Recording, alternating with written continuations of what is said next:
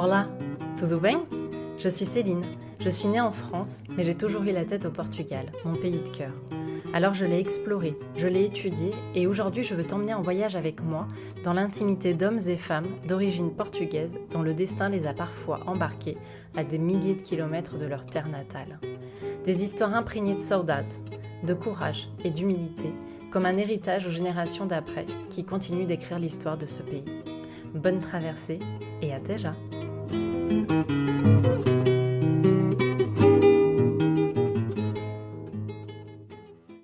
Pour ce nouvel épisode, j'ai eu le plaisir de recevoir Lisette à mon micro. Lisette est une jeune femme qui a grandi entourée d'une communauté portugaise importante à Clermont-Ferrand. Pourtant, pendant longtemps, elle ne se sentait pas attachée à ses racines et à ce pays. Elle l'a souvent rejeté et détesté. Cet épisode s'est construit à partir des réflexions et des confessions d'une jeune femme qui cherche son identité à travers ses identités, pour qui connaître l'histoire de sa famille est devenu nécessaire pour construire enfin sa propre histoire. À travers son récit, on voyage en France, au Portugal, mais aussi en Angola. L'Angola d'avant-guerre, le pays où son papa est né et a vécu ses plus belles années, mais dont il parlera trop peu à ses enfants. Comme Lisette le dit si bien, son papa a vécu 2 fois l'exil. Il a souffert d'avoir quitté son paradis pour arriver sur des terres portugaises, puis françaises, où il n'était pas toujours le bienvenu. J'ai connu Lisette à travers un message où elle me livrait un peu de son histoire et j'ai eu besoin d'en parler avec elle. J'ai ressenti beaucoup d'amour et de souffrance. Et je suis reconnaissante qu'elle ait accepté d'enregistrer ce témoignage brut, fait d'interrogations sur ce chemin de la reconstruction qu'elle traverse depuis quelque temps. Un partage sincère où l'on parle également de racisme au Portugal envers os retornados, os imigrantes, mais aussi des Portugais envers les autres origines. Sa réconciliation avec le pays à travers les arts, la culture, l'histoire et surtout les Portugais, ceux qu'elle ne connaissait pas. Je vous laisse découvrir le récit de Lisette et à déjà. Je suis Lisette, je suis franco-portugaise et je suis née à Clermont-Ferrand. Je viens tout juste d'avoir 37 ans. J'ai vécu pendant, on va dire, 11 ans sur Paris. J'ai déménagé il y a 2 ans. J'habite à la campagne. Et mes parents, eux, sont de la région du nord du Portugal. Ma mère, c'est plus près de Guimarães, une petite ville São Cristóvão do Célio. Et mon père, lui, c'est du côté de Montsão. Donc vraiment à 2 pas d'où Mignon. Et mes parents se sont rencontrés à Lyon, dans un bal portugais. Et peu de temps après leur relation, en fait, ils ont décidé de venir à Clermont-Ferrand parce que, justement, il y avait beaucoup de travail.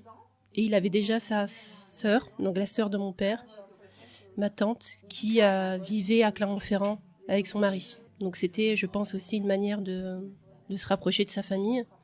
Et il y avait du travail à Clermont-Ferrand, donc ils sont venus. Et mon frère est né avant moi, donc on a 4 ans de différence. Et on a toujours vécu plus ou moins dans le même quartier de Clermont-Ferrand, dans le centre-ville. Et on côtoyait quand même pas mal de communautés portugaises, parce qu'il y en a énormément. Mais pas que, il y avait aussi une grande communauté maghrébine, donc il y avait un certain mélange. J'ai vécu jusqu'à mes 24 ans à Clermont-Ferrand.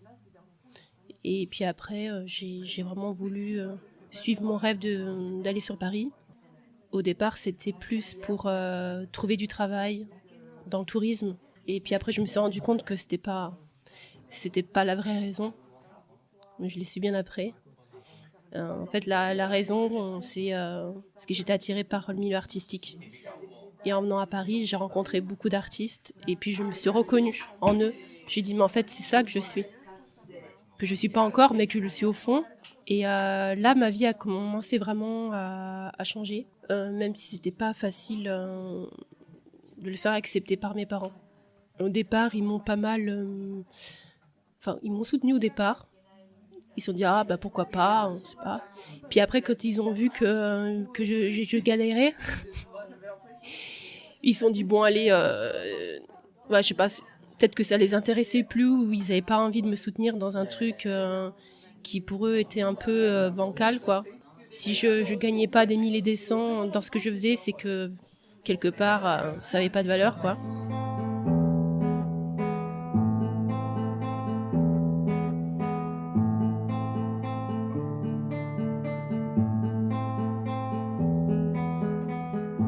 J'ai vécu surtout en ville.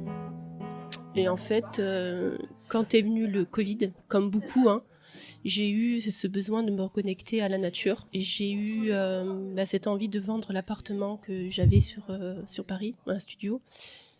De vendre cet appartement pour acheter une maison plus à côté de la nature. Donc j'habite dans les Hauts-de-France. Et ce qui est drôle, c'est qu'il m'a fallu peut-être les 6 mois pour me poser des questions. Mais en fait, pourquoi j'atterris là, dans la campagne, alors que je suis née en ville? Je trouve ça un peu bizarre. Même les gens autour de moi disent, mais t'es sûre tu vas te mettre dans un trou paumé, là, tu vas pas le regretter? Et en fait, je me suis rendu compte qu'il y avait une partie de moi qui était nostalgique du Portugal.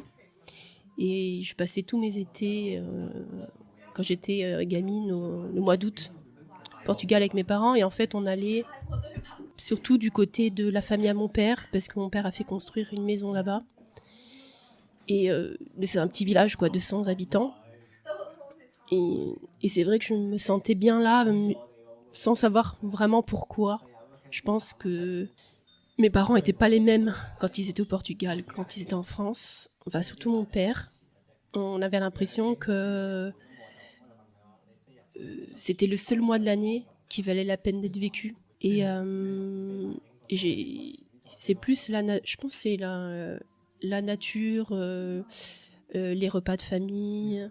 On mangeait très bien aussi. On mangeait vraiment mieux que le reste de l'année. C'est comme si tout avait plus de saveur. Et pour de vrai, c'est vrai que je veux dire, quand on mange des fruits et des légumes, surtout quand ils viennent du jardin de sa famille, on se dit, quand on voit la grosseur des tomates qui sont énormes comme ça, on se dit, il doit y avoir un truc dans la terre un peu spécial, il faut que ça pousse comme ça. Je pense qu'il y a une partie de moi qui voulait revivre en fait ce bonheur-là que j'ai vécu au Portugal et de le construire là où c'est possible pour moi. Donc moi, je me vois pas, par exemple, vivre au Portugal. Donc j'ai choisi un truc qui ressemble. Et effectivement, le village, c'est pas vraiment un village, mais c'est une petite ville, ressemble quand même étrangement à celui de mon père, quoi. Et voilà, ce que j'ai pas précisé, c'est que en fait mon père, lui, il est pas né au Portugal. Sa famille est du nord du Portugal. Lui, il est né en Angola, à Lobito. Donc c'est vraiment à côté de la mer. Donc c'est quand même assez loin de la capitale, Luanda. J'ai su quand même dans le tard qu'il était né en Angola. Je sais pas, je devais avoir peut-être dans les 10 ans. Et quand ils m'ont parlé, j'étais très impressionnée. Je me dis, mais comment c'est possible qu'il a vécu là-bas? Tout ça, il m'a expliqué un peu vite fait. Mais il me racontait surtout les moments où, en fait, il était dans la nature. Des fois, il y avait les singes qui lui tiraient les cheveux. Alors, quand il me disait ça, je disais, c'est pas possible. Il me parlait des crocodiles aussi. Et j'avais vite compris qu'il avait un rapport à l'Afrique très fort. Un lien très, très fort. Et maintenant, depuis quelques temps, je m'en rends même plus compte maintenant, c'est bizarre. Mais je crois qu'en réalité, mon père était plus africain qu'il n'était portugais. Et j'ai toujours vu dans mon père qu'il y avait un noirceur, un truc qu'il n'avait pas quitté depuis que finalement il a dû partir de l'Angola. Il avait 13 ans, donc apparemment c'était entre 57 et 58. Et c'était bien avant qu'on commence en fait la guerre en Angola. Donc en fait, j'ai posé la question à la famille. Apparemment, mon grand-père, il a eu ce pressentiment qu'il fallait partir. Il sentait que le vent était en train de tourner, qu'il y avait forcément des choses qui sont passées, quoi, je sais pas. Mais il a ressenti. Puis, mon père est parti avec toute sa mère et ses frères et sœurs. Et après, il y est retourné que quand il devait faire son service militaire. Donc c'était avant de partir en France. Donc je sais plus quel âge il avait, mais il devait avoir autour des 18 ans. Donc il est resté 1 an en Angola. Et puis après, il est jamais retourné. Il m'a toujours dit qu'il voulait y retourner. Et après, quand il a su qu'il y avait des personnes de son entourage au Portugal, je crois que c'est de la famille, qui sont allés, qui ont raconté comment ça s'était passé, ce qu'ils ont vu, il m'a dit non, en fait, je veux pas y retourner, tout a changé. Moi, j'ai ressenti qu'il serait pas capable émotionnellement de retourner dans ce pays où en fait il a vécu les plus belles années de sa vie et de voir qu'en fait que ça n'a plus rien à voir avec ce qu'il a connu. En fait, ils avaient plusieurs maisons là-bas, ils avaient des commerces Donc c'était quand même une famille aisée. Et quand ils sont arrivés au Portugal, bon, j'imagine qu'ils avaient quand même de l'argent. Ils ne sont pas retrouvés sans rien. Parce qu'apparemment, ils étaient quand même les personnes les plus aisées du village à l'époque. Et je raconte ça justement parce qu'il y a une grande différence entre d'où vient ma mère et d'où vient mon père. Parce que ma mère est vraiment née au Portugal, une famille très très pauvre, et mon père une famille plutôt aisée, quoi. Donc il y avait vraiment cette classe sociale qui est différente a fait que ils se comprenaient pas sur beaucoup de choses. Ma mère économe à outrance et mon père plutôt généreux, et voilà, quand il avait envie de se faire plaisir, il le faisait. Ça crée quand même pas mal de conflits à la maison parce que des fois mon père voulait acheter des trucs, ma mère était pas d'accord. Alors c'était le drame des fois parce que jusqu'à mes 10 ans, on va dire, mon père, pour lui dans sa tête, il fallait qu'on retourne au Portugal. Donc moi j'ai grandi en me disant mais en fait ça se trouve ça sert à rien que je construise quoi que ce soit, des amitiés, rien du tout. Ça se trouve l'année prochaine je suis déjà plus là, quoi. Et on a failli partir. Je crois que j'avais entre 8 et 10 ans. Je crois que c'était 10 ans. On a failli partir tous au Portugal. Et au final c'est ma mère qui a réussi à convaincre mon père. Il dit mais tu vas pas envoyer tes enfants là-bas. C'est ici qu'ils sont nés. Si tu veux qu'ils réussissent dans la vie professionnellement, si tu veux qu'ils fassent des études, ben c'est ici. Au Portugal, il y a rien. Surtout que c'était pour aller vivre dans ce petit village, quoi. Au Portugal, dans la maison que mes parents avaient fait construire. Et puis mon père finalement a dû attendre la retraite pour profiter un peu du Portugal, genre 3 ans, pas plus. En fait, il restait 6 mois à Clermont-Ferrand et 6 mois là-bas. Et il a eu un cancer, une leucémie. Et finalement, il a quasiment pas profité de sa retraite. Il est revenu en France se faire soigner. Et à partir du moment où on a su qu'il avait un cancer, 1 an et demi après, il était déjà décédé. Donc c'était quelques années seulement après sa retraite. Il avait 66 ans, mais il avait pris déjà sa retraite anticipée parce que il s'était blessé au travail. En fait, il pouvait plus trop porter des choses, des poids lourds. Et puis il avait travaillé comme un dingue, quoi.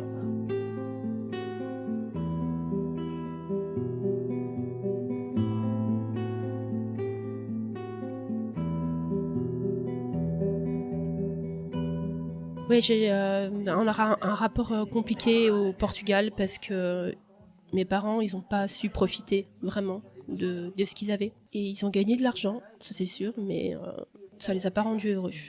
Moi et mon frère, on se retrouve avec un héritage et moi je parle pour moi parce que je peux pas parler pour lui, mais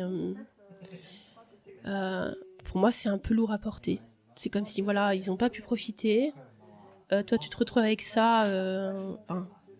Je l'ai pas demandé, mais en même temps, c'est comme si j'étais obligée de réussir, d'être heureuse de ce que j'ai et pas avoir le droit de me plaindre, en fait. Et puis il y a aussi ce rapport compliqué au Portugal parce que quand je suis là-bas, je me sens pas 100% portugaise. Quand je parle portugais, j'ai un accent français qui se remarque bien, moins qu'avant quand j'étais petite. Parce que quand mon père est décédé, ce qui s'est passé, c'est que je me suis mis en tête de parler beaucoup plus portugais. Parce qu'avant, je répondais en français à mes parents. Et après sa mort, j'ai décidé de parler à ma mère quasiment à 100% en portugais quand je l'ai au téléphone, quand je vais la voir. Et là, j'ai fait des progrès. Donc, c'est moins compliqué pour moi d'avoir des conversations en portugais avec ma famille ou avec des gens que je rencontre. Et là, j'ai vu une grande différence. Que j'arrive à me sentir mieux, un peu plus chez moi, parce que justement, j'arrive à trouver plus les mots, à être un peu plus à l'aise à l'oral. Mais il n'empêche que je me sens toujours divisée. C'est comme si je pouvais pas être complètement l'une, pas complètement française, pas complètement portugaise, et que depuis quelque temps, j'estime aussi que je suis africaine, angolaise. Donc j'ai une triple nationalité. En fait, je pourrais l'avoir, cette nationalité, comme mon père est né là-bas. Et ça fait quelques années en plus que je me suis connectée à l'Afrique à travers la capoeira, parce que c'est un art martial qui est né au Brésil. et qui aura été créé par des esclaves angolais. Tout le monde n'est pas d'accord sur cet aspect-là, mais en tout cas, c'est né au Brésil et fort probablement d'Angolais. Et ça me remuait pas mal de choses en moi, en fait, cet art martial. Et je me suis posé beaucoup de questions sur mes origines. Et c'est là que je me suis intéressée aussi au transgénérationnel. Et en lisant des bouquins, en écoutant des podcasts, et en revisitant mon histoire, j'ai compris qu'il y avait beaucoup de choses que j'avais gardées en moi, beaucoup de colère, beaucoup de choses que j'ai vécues durant mon enfance, au Portugal aussi pendant les vacances, que tout n'était pas rose. Je sentais bien qu'il y avait une certaine forme de racisme qui y avait entre ceux qui sont restés et ceux qui sont partis. Beaucoup de jalousie, beaucoup d'incompréhension, comme si en fait j'avais cette impression qu'ils s'imaginaient que parce qu'on avait de l'argent, que mes parents avaient réussi, que la vie était belle pour nous, alors que moi quand j'allais là-bas j'ai l'impression que c'était eux qui étaient plus heureux que nous. Et d'ailleurs c'est marrant parce que j'ai eu cette discussion avec ma mère il y a pas très longtemps. Je lui ai posé la question et en fait est-ce que tu te sens pas plus étrangère au Portugal qu'en France? Elle m'a dit oui. Puis elle m'a dit aussi que eux, ils sont restés au Portugal, donc peut-être que voilà, ils ont gagné moins leur vie, mais ils ont plus profité de la vie que moi. Donc c'est un peu triste quand sa mère, quand on entend sa mère dire ça, parce que on se dit qu'on est dans une société où en fait la réussite, ça doit aller au-dessous de tout. Donc ils sont sacrifiés finalement pour avoir une meilleure vie, pour que nous on ait une meilleure vie, et pour comprendre que l'argent ça fait pas tout.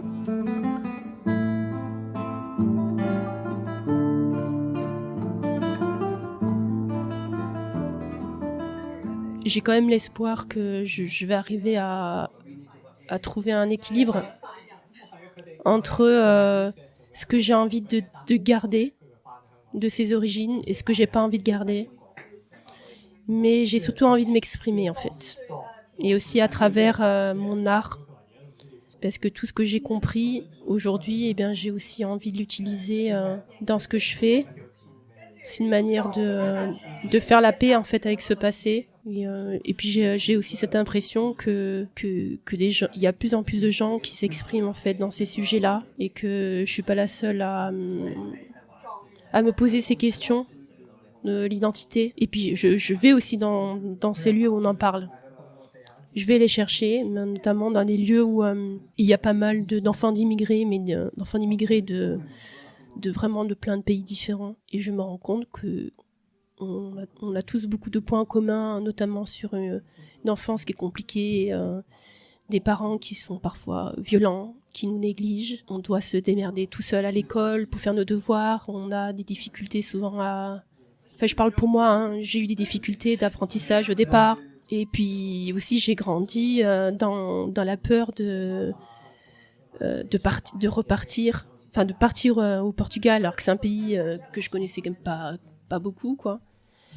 Et puis aussi, il y avait autre chose, c'est que moi, j'ai toujours grandi en fait avec ce truc de Le Pen. Chaque fois qu'il y avait les élections, mon père qui me disait mais ça se trouve s'il y a à l'époque c'était le père là, s'il rentre au pouvoir nous on dégage. Donc en fait on était aussi avec cette peur là en fait. Alors, je suis née en France mais en gros mon père me faisait clairement comprendre et ma mère aussi, mais c'était plus mon père, qu'on n'était pas chez nous. Et puis lui, comme il a vécu le double exil, donc c'était accentué beaucoup plus que ma mère. Ma mère, elle, même si je lui ai pas forcément posé la question, mais elle remercie beaucoup la France parce que ça a plu toutes les opportunités qu'elle a eues, mais elle se sent mieux en France qu'au Portugal. Alors que mon père, ça n'a jamais été le cas. Donc il y avait aussi ce clash de l'attache à la France qui était différente.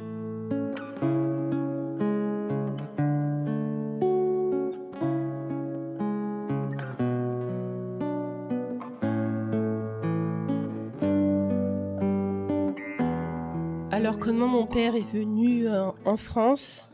Alors il devait avoir 18 ans. Et ce que j'ai cru comprendre, c'est que il voulait fuir la pauvreté, mais certainement, même s'il me l'a jamais dit, il voulait pas aller se battre en Angola. Et moi, j'ai su que finalement, elle était partie illégalement quelques années après sa mort. Quand j'ai rencontré un monsieur du village avec qui il était parti. Il dit « Ah, et ton père, on a traversé Oumigne, il avait un saucisson, il a partagé son saucisson avec moi. » Puis je l'ai écouté et j'étais là, mais j'étais en même temps contente d'en savoir à ce sujet, surtout qu'il en parlait de manière drôle, comme c'était l'aventure. Et en même temps, j'étais un peu en colère. Je dis, mais en fait, en colère contre peut-être mon père et contre moi. Je dis, mais comment ça se fait que je l'ai pas su ou que je ne me sois pas intéressée avant. Et voilà, il était tout jeune, donc je l'ai su après.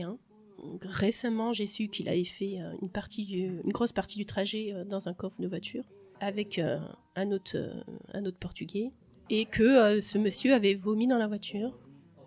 Donc mon père, il a dû faire je sais pas combien d'heures avec l'odeur du vomi dans le coffre. Donc ils sont arrivés aux Pyrénées. Après là, je crois qu'il m'a parlé de la neige, le monsieur. Et après je sais qu'il a débarqué à Paris. Par contre, il n'a pas été dans les bidonvilles. J'ai essayé d'en savoir à ce sujet, mais j'ai pas encore les réponses. Mais il devait avoir des contacts. En tout cas, il était dans un foyer de travailleurs. Et d'ailleurs, ça s'est pas super bien passé parce que il avait pas mal de maghrébins aussi. Et ça, il nous l'a raconté je sais pas combien de fois, mon père, qu'une fois, il a mangé du saucisson devant eux. Il y en a un qui s'est énervé, il lui a mis le couteau sous la gorge. Et je crois qu'à partir de ce moment-là, en fait, il a mis tous les musulmans dans la même case. Et à la maison, moi j'ai grandi dans une maison où il y avait toujours des propos racistes envers les Noirs et les Arabes.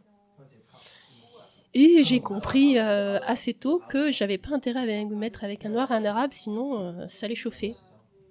Et pas de bol, je suis avec un Franco-Algérien. Et bon, pour venir à ma mère, elle, ça a été beaucoup plus simple, parce qu'elle avait déjà 30 ans quand elle est venue en France, à Lyon.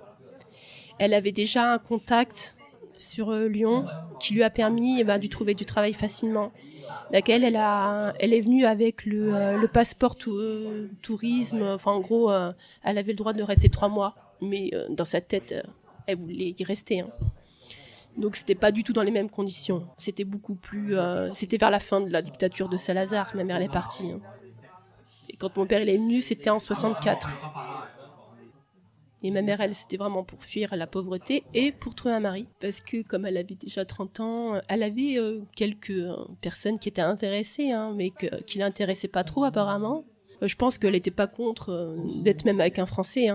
Mais elle allait quand même dans des lieux où il y avait que des Portugais. Donc dans les bals, notamment, c'est là où beaucoup de rencontres se sont faites. Ouais. Pas la même histoire, pas le même vécu. Beaucoup de souffrance du côté de mon père, pas exprimée. Beaucoup de colère. Et il est parti avec sa colère.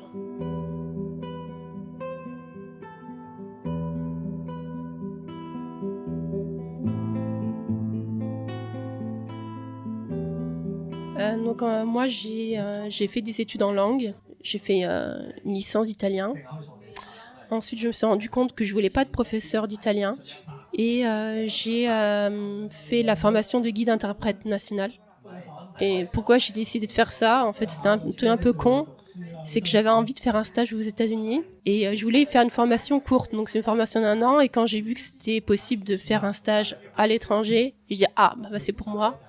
Par contre là, ça a été pour moi de toutes mes études, même du collège, lycée, tout ça. C'est vraiment la plus belle année que j'ai passée, notamment parce que j'avais réussi à trouver un stage à Boston, dans le quartier italien de Boston, quartier historique. Et on va dire que cette expérience-là m'a aidée à faire tout le reste. Ça m'a donné la force de croire en moi, de dire que j'étais capable de réussir où je voulais en fait. J'ai d'abord voulu avoir une expérience dans le tourisme à Clermont-Ferrand. Donc j'ai travaillé à Vulcania et j'ai eu très vite cette envie de venir sur Paris parce que j'étais déjà venue ici en tant que touriste et ça me plaisait beaucoup. Et c'était vraiment plus pour le tourisme. Donc, quand j'avais fini mes études, effectivement, quand je suis venue ici, j'ai été agent d'accueil dans une boîte. Et à ce moment-là aussi, je prenais des cours amateurs de théâtre, plus du théâtre d'improvisation. Ça m'a tout de suite plu et au bout de 6 mois, j'ai dit que je voulais vraiment être comédienne. Et comme ça se passait mal au travail à ce moment-là, ben, j'ai décidé de m'y lancer. Après, ben, quand j'ai vu que c'était un milieu qui était difficile, pour gagner en tout cas sa vie, j'ai eu l'idée de faire un autre job à côté aussi qui pouvait me passionner. J'ai lancé des visites guidées à mon compte à Montmartre sur le thème du cinéma, donc en lien avec les tournages qu'il y a eu là-bas. Et puis après, j'ai développé mon entreprise, donc j'ai fait aussi des balades en chansons. Donc j'ai fait des balades sur le thème des cabarets à Montmartre. Donc je chantais dans la rue certaines chansons. Après, comme j'étais dans le quartier de Montmartre, et ben, je me suis intéressée à l'histoire du French Cancan. Donc j'ai eu envie de tester. J'ai aussi réalisé des courts-métrages. Et puis après ça, ben, j'ai eu marre de tout. Il y a une grosse crise existentielle. Donc au moment après le Covid et après un moment où je me suis posé toutes ces questions sur mes origines et mon identité. Et je me suis rendu compte qu'il y a beaucoup de choses que je n'ai pas voulu voir. Et justement, j'ai dit mais c'est fou, de par mon parcours, j'ai fait une fac d'italien. Alors j'aurais pu faire fac de portugais, c'était plus simple. J'ai fait des visites guidées sur en rapport avec les quartiers de Paris, mais en lien avec l'histoire de la France surtout. Je dis mais comment ça se fait que j'ai pas eu cette curiosité d'en savoir plus en fait sur l'histoire du Portugal, quoi. Et là je me suis dit c'est peut-être le moment de m'y mettre. Et c'est là aussi en courant 2020, mais surtout depuis l'année dernière, que je me suis intéressée à l'histoire du fado, parce que c'est une musique que j'écoutais quand même pas mal dans les trajets pour aller au Portugal au mois d'août. Je me souviens de ce jour où mon père a acheté ce best-of d'Amalia Rodriguez, et à mon avis, ça devait correspondre à l'année où elle est décédée, parce que c'est en 99 qu'elle est morte, il me semble bien. Donc ça devait être plus ou moins à ce moment-là. Je me rappelle, on était à Leclerc faire les courses et puis mon père est allé acheter le CD d'Amalia Rodriguez. Et moi je lui pose la question, tiens, c'est qui ça, je connais pas. Et puis il avait l'air surpris que je connaisse pas. Bon, et il me dit mais c'est une grande, c'est la plus grande chanteuse portugaise. Et puis j'ai vu limite s'il y avait pas une larme qui coulait. Je me dis mais tiens c'est bizarre là, pourquoi il se met à pleurer juste en parlant de cette femme-là. Et je me suis remis à écouter le fado justement quand mon père est décédé. Donc ça m'a permis de faire le deuil de mon père. Et c'est très bizarre parce que quand j'ai réécouté Amalia Rodriguez alors que je l'avais écouté quand j'étais gamine, c'est comme si je l'écoutais pour la première fois en fait, parce que je m'intéressais pas du tout à la culture portugaise avant, surtout pas la musique que je trouvais ringarde. On écoutait beaucoup du Pimba. Et oui, après, le fado, c'est venu bien après, quand mon père est décédé, et encore plus l'année dernière. Et notamment quand je me suis mis à lire des biographies sur Amalia Rodriguez et l'histoire du fado en général. Et ça m'a réconcilié un peu avec mes origines. Donc j'ai eu cette envie d'en faire quelque chose. Donc j'avais lancé l'été dernier une balade là où j'habite, sur l'histoire du fado d'Amalia Rodriguez, et j'ai chanté a cappella quelques extraits des chansons, et j'ai compris beaucoup de choses du Portugal, des Portugais et même de moi-même et de mes parents à travers l'histoire du fado. En fait, il fallait que je plonge dans l'histoire du Portugal et l'histoire de mes parents et de l'immigration, pour réapprendre à m'aimer, quoi. Parce que j'ai compris que toute ma vie, j'ai tenté de fuir quelque chose. En comprenant ce qui s'est passé, même à travers l'histoire de mes parents et le Portugal, même l'histoire du fado, ça m'a réconciliée avec la communauté portugaise en général, parce que je me suis dit, s'ils sont comme ça, c'est à cause de ça alors. Et je me suis intéressée aussi j'ai aussi visité là cet été un musée qui parle de la révolution des œillets et ce qui s'est passé pendant la dictature de Salazar. Et là, j'ai fait Ah ouais, d'accord. Ça en dit beaucoup sur ce côté très méfiant des Portugais, très sombre, parce qu'ils veulent pas le montrer, mais ils le sont. C'est comme si on voulait mettre les trucs sur le tapis, pensant que ça allait disparaître, et qu'en fait on peut pas profiter de la lumière, on peut pas être dans la lumière si on n'accepte pas nos ombres. Et c'est ça que je suis en train d'accepter en ce moment, pour pouvoir faire ce que j'ai à faire beaucoup plus sereinement que je l'étais par le passé, parce que je me suis mis trop de pression. Je crois que j'étais trop dans ce besoin de perfection. J'étais trop rigide et du coup, j'oubliais de vraiment prendre du plaisir et d'être fière de ce que j'ai accompli, parce que j'ai fait beaucoup de choses. Mais j'arrivais pas à vraiment profiter, à être fière de moi, en fait. Aussi parce que je me suis dit, il y avait une partie de moi qui se sentait coupable de... Je peux pas profiter. Mes parents, ils ont pas profité. Je peux pas faire ce que j'aime. Ils ont pas pu faire ce qu'ils aimaient. C'est là où j'en suis, quoi, en ce moment.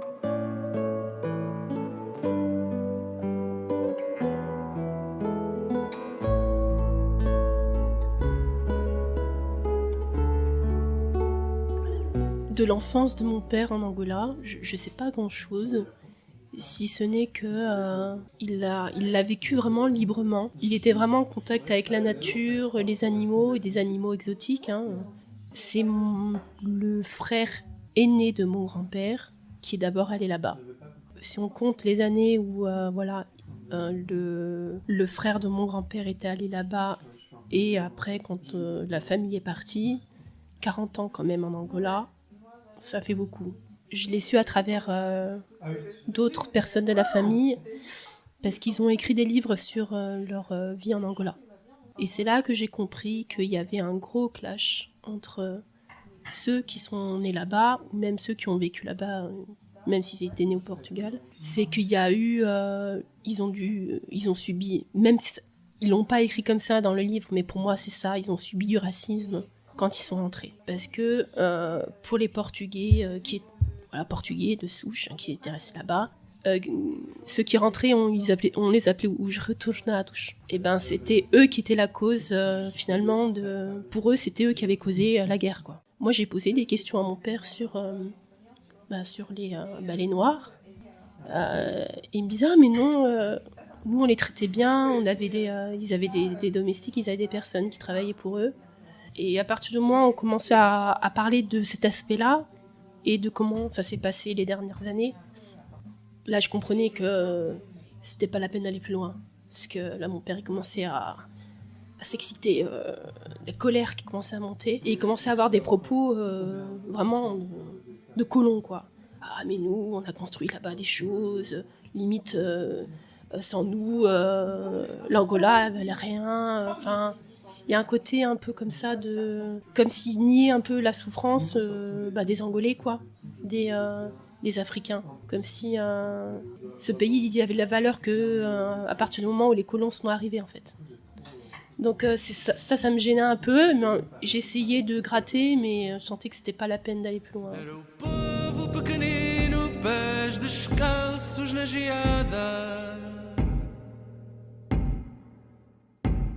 Era o povo pequenino na cartilha da pancada. À la maison, c'était une culture portugaise. Donc on mangeait quand même pas mal de plats portugais, mais pas que. Et mes parents, ils parlaient tout le temps portugais, mais moi et mon frère, on répondait toujours en français. Et d'ailleurs, je me souviens qu'on se faisait souvent engueuler pour ça. En fait, on voulait un peu nous forcer la main, genre ah bah non, il faut parler portugais, tout ça. Et puis en plus, il y avait cette pression supplémentaire parce que mon père il voulait y retourner vivre, donc voilà. Et puis il y avait au Portugal ce truc aussi que déjà qu'ils nous critiquaient parce qu'on parlait pas portugais, mais quand c'était au Portugal, on nous rajoutait encore plus une couche et en plus c'était la famille là-bas. Et qui disaient ah mais comment ça se fait qu'ils parlent pas portugais, c'est une honte.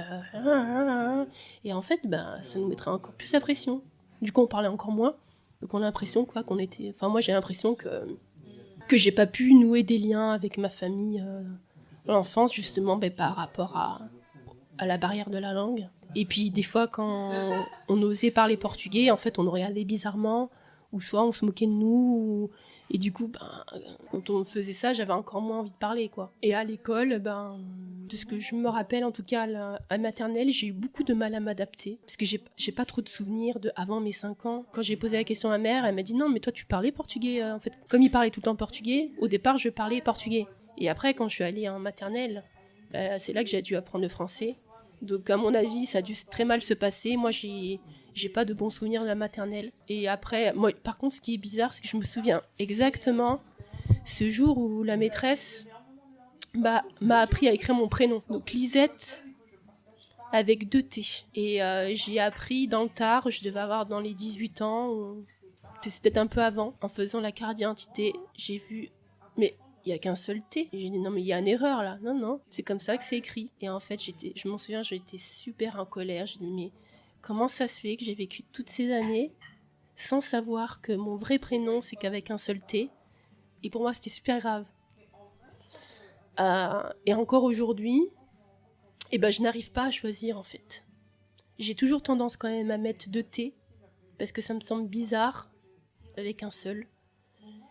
Et en fait, en gros, le Lisette avec un T, je l'utilise pour les papiers administratifs plus. Mais c'est parce qu'en réalité, je me sens quand même plus française que je suis portugaise. Et que j'aime pas trop la sonorité de mon prénom en portugais. Je la préfère en français. Nos voyages au Portugal, c'était toujours un sacré voyage et on était bien chargés comme des mules. Donc la remorque pleine à craquer derrière et des malles au-dessus de la voiture. Et c'est là où on écoutait, je sais pas moi, combien de temps ça durait, mais c'était entre 17h et 20h de voyage. Que de la musique portugaise et en fait, j'entendais mon père fredonner des chansons et chanter qu'il y avait l'atmosphère, elle changeait au fur et à mesure du voyage.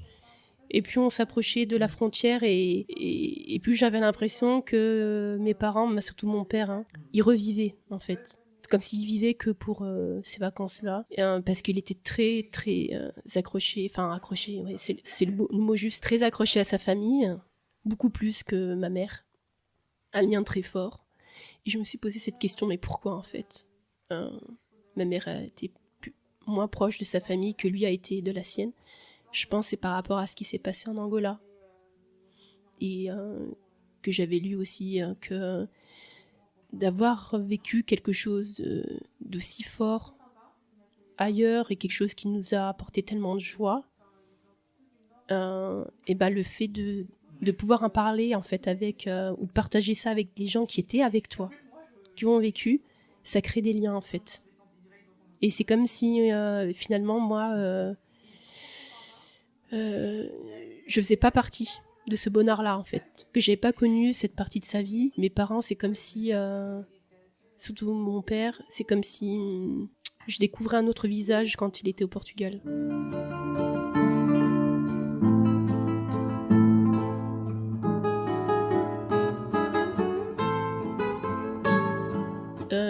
Depuis que je fais ces recherches là sur le Portugal, j'ai de toute façon j'y retourne régulièrement, au moins une fois par an. Mais là, ce qui a changé vraiment, c'est que j'ai envie de vivre des expériences seule là-bas et d'aller là où j'ai envie d'aller. Et parce que je suis aussi quelqu'un qui marche beaucoup, qui aime bien visiter les musées, qui aime bien écouter des concerts, enfin tout ce qui est artistique, ça me plaît. Et avec ma mère, je peux pas trop le faire parce que elle commence à être âgée et puis même c'est pas son truc profiter elle. Donc faut vraiment la forcer quoi. Et donc j'aime aller voir ma famille j'aime bien leur poser des questions notamment sur leur vie d'avant et c'est ça qui m'intéresse vraiment. J'ai envie d'apprendre. Pour la première fois de ma vie, donc c'était l'été dernier, je me suis pris une semaine au Portugal après avoir passé quelques jours dans ma famille avec ma mère. Je suis allée visiter pas mal de lieux, donc je suis allée à Coimbra, je suis allée à Lisbonne. Là, je me suis vraiment rendu compte de la richesse du Portugal et je me suis rendu compte que j'étais passée à côté du Portugal en fait. parce qu'avec mes parents, on allait tout le temps aux mêmes endroits. Et alors que moi, je suis plus... quand je vais dans un pays, j'adore visiter. Et le fait de faire vraiment ce que je voulais pendant une semaine, et puis d'aller dans des endroits qui m'intéressaient, parce que j'ai fait beaucoup de choses en rapport avec le fado cette fois-ci. Et puis j'ai parlé avec des gens que je connaissais pas, et c'est là que je me suis rendu compte que les Portugais, ils étaient pas tous comme ma famille. Que c'était même plus facile de parler avec des personnes extérieures à ma famille, et qu'il y a de tout. J'avais peut-être tendance à mettre les Portugais dans une case, parce que beaucoup m'ont fait souffrir, en fait. Et oui, j'ai aussi vécu cette forme de racisme aussi, que ce soit dans ma famille ou des personnes extérieures, où je sentais que... quand on allait là-bas, surtout au mois d'août où c'était plein de Portugais, même je l'ai senti parce que je suis partie cette année au mois d'août, enfin cette année, l'été dernier, ils en ont marre. Ah là là, il y a des immigrés là qui débarquent encore, puis il y a les prix qui augmentent, c'est comme si on n'était pas trop les bienvenus quoi. Et c'est là que je me suis dit aussi non mais j'ai envie de découvrir le Portugal en dehors du mois de juillet et du mois d'août, justement pour avoir une meilleure, avoir le vrai Portugal. J'ai envie vraiment de changer mon regard et ça a changé et ça continue de changer. Et d'assumer que voilà, il y a une part de moi qui est portugaise, il y a une part de moi qui est africaine.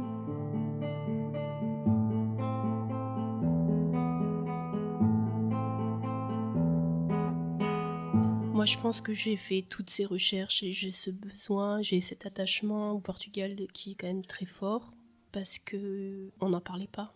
Il y a beaucoup de choses dans l'histoire du Portugal qui se sont passées pendant la dictature. Et encore, j'ai pas fait de recherche sur cette partie-là, mais j'ai l'impression que c'est quelque chose de plus difficile que ce qu'ils nous ont pu faire entendre. C'est comme si eux, ils avaient déjà vécu des choses de leurs parents et les arrière-arrière-grands-parents. En fait, c'est comme s'il y avait toute une chaîne de souffrance. Et qu'à un moment donné, il faut qu'un truc se débloque. Et je pense qu'on est dans une époque, notre génération, il y a beaucoup de choses qui existent et beaucoup de personnes qui commencent à lever le voile sur certaines choses, notamment sur la blessure d'exil, qui est un truc quand même très fort. Moi, j'ai rencontré des personnes qui ont fait un travail sur eux, en thérapie, etc. Et puis pour se rendre compte qu'ils portaient un truc d'une grand-mère ou d'un grand-père qui avait mal vécu l'exil, qu'ils n'arrivaient pas à trouver leur place. Il y a ce truc de libérer toutes ces souffrances de cet exil et de la vie qu'ils ont vécue et qui en même temps était belle parce que ma mère, c'est pas tant la pauvreté qui l'a marquée en fait, c'est plus le fait de pas avoir pu être comprise de ses parents, de pouvoir... Elle était douée à l'école par exemple et elle aurait pu être professeure, maîtresse... Mais en fait, sa mère lui a pas permis de faire ça parce que la vie, c'était souffrir et gagner de l'argent, quoi. Et on est dans une époque qui est différente. On peut faire des choses pour lesquelles on est doué et qui nous plaisent, en fait. Et c'était pas trop le cas avant. Et je pense que c'est ça la grande différence, c'est qu'on peut pas... c'est comme si on pouvait pas répéter encore la même chose, sachant avec tout ce qu'ils ont traversé, tous les sacrifices qu'ils ont fait, il y a une partie de moi qui me dit ce que je fais finalement, c'est pas ce qu'ils auraient voulu, mais en même temps, c'est ce qui est plus juste. Parce que est-ce que je dois faire les choses qu'ils veulent que moi je fasse pour eux, ou est-ce qu'ils veulent vraiment que je sois heureuse ? Je pense qu'ils veulent que je sois heureuse.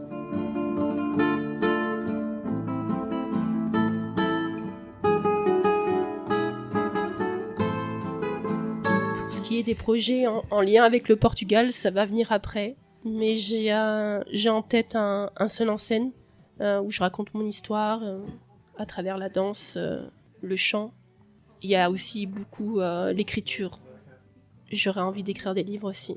C'est ça qui m'anime, mais bon, pour l'instant, comme je suis en train de mettre en place autre chose, c'est un peu tôt même pour en parler, mais j'ai ce désir-là en tout cas. J'ai envie de laisser une trace aussi parce que j'ai pas l'intention d'avoir des enfants un jour. Mais par contre, j'ai ce devoir de mémoire qui est très très fort chez moi. Un truc qui est viscéral. Donc je pense que j'en ferai quelque chose un jour, quand ça sera le bon moment. Merci Lisette pour ta confiance et ta sincérité. J'espère que cet épisode vous a plu. N'hésitez pas à nous partager vos impressions. Les contacts de Lisette sont à retrouver dans les informations de l'épisode. Suivez-nous sur Instagram, sur le compte À Gauche Tout Podcast et retrouvez la playlist de l'invité sur le site www.agauchetout-podcast.com. Si vous avez aimé l'épisode, n'hésitez pas à en parler autour de vous, à partager, à commenter et à ajouter 5 étoiles sur votre plateforme d'écoute préférée. À très brève!